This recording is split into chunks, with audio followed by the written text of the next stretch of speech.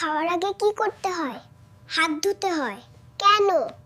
না ধুলে জীবাণু পেটের পার্টি করে। আমি ডাক্তার হব যখন বড় হব। আমি তোমার রোগী হব। আগে বিল দাও। আমি রাগ করছি। কেন? তুমি আমার বিস্কিট খেয়েছো। ভালোবাসা ভাগ করা উচিত। আজকে তুমি রান্না করবে, আমি শুধু জল ফোটাতে পারি। ঠিক আছে, ভাত আজকে জল খাবে। আমার আর টাকা নেই, তাহলে কোনো ভালোবাসা নেই। ঠিক আছে, আমি কাল ভালোবাসবো। আমি আজ অফিসে যাচ্ছি। তুমি একটা বাচ্চা। ঠিক বলেছো, একটা খেলনা অফিস। তুমি কি আজ ভাত রান্না করেছো? হ্যাঁ করেছি, কিন্তু ভাত কম ছিল। এই জন্যই তো ভাতের দানা এত সরো। দোস্ত, তোর কাছে 100 টাকা হবে, কাল দিয়ে দেব। আরে না দোস্ত, আমার পকেটে এখন শুধু আবহাওয়া আর বাতাস ছাড়া কিচ্ছু নেই। আমি আজ নতুন খেলনা নিয়ে খেলবো। ও টুনি, তুমি কি আমাকে তোমার খেলনা দেখাবে? না, এটা আমার, আমি একা খেলবো। ওহ ঠিক আছে, তবে তুমি একা খেললে মজা কি করবে? বাবা, ভালো ব্যবহার করলে মন বড় হয়। বন্ধুদের সাথে ভাগ করে নাও। মা ঠিক বলছে। যদি আমি মিনাকে খেলনা দিই, সবাই খুশি হবে। ঠিক আছে মিনা, এই না, ও আমরা একসাথে খেলি। ওয়াও, ধন্যবাদ টুনি, চল একসাথে খেলি।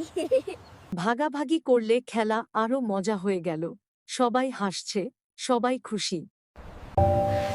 রনি, তোমার মায়ের হার্ট ব্লক হয়েছে, রিং বসাতে হবে, নলে তোমার মা বাঁচবে না।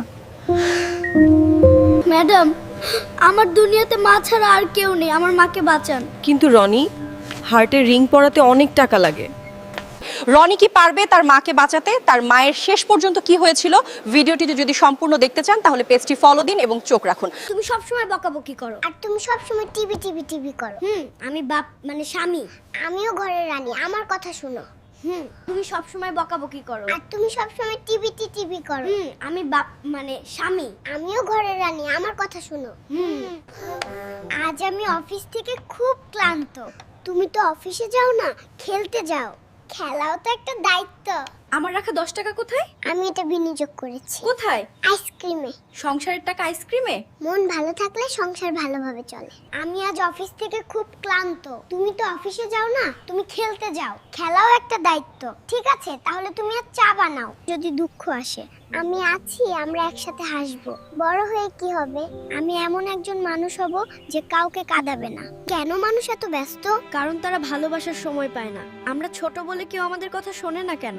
একদিন সবাই আমাদের কথা মনে রাখবে। ডাক্তার আমাকে মিষ্টি কম খেতে বলেছে, তাই আমি লুকিয়ে খাই যাতে ডাক্তার দেখতে না পায়।